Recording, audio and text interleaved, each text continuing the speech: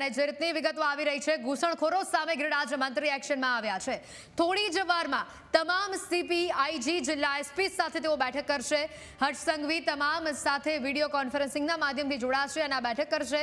ઘૂસણખોરો સામે કાર્યવાહી કરવામાં આવી રહી છે અને કાયદા વ્યવસ્થા અંગે પણ આ બેઠકમાં વાતચીત થવાની છે.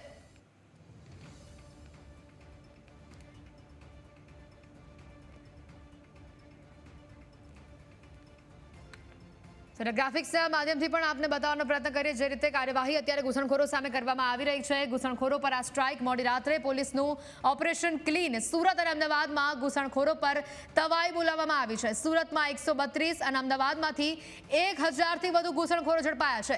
અમદાવાદમાં 436 પુરુષ, 214 બાળકો સહિત મહિલાઓ ઝડપાઈ છે. સુરતમાં 88 પુરુષ, 44 મહિલા ઘૂસણખોરો સકંજામાં છે.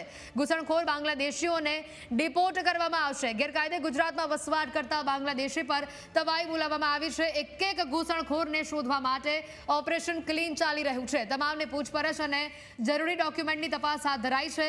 મોડી રાત્રે પોલીસનું ઓપરેશન ક્લીન આ શરૂ થયું હતું અને તમામ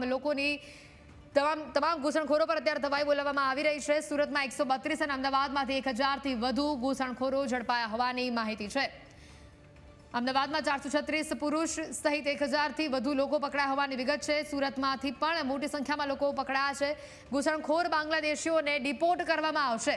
ગેરકાયદેસર રીતે ગુજરાતમાં વસવાટ કરતા બાંગ્લાદેશીઓ પર તવાઈ બોલાવવામાં આવી છે.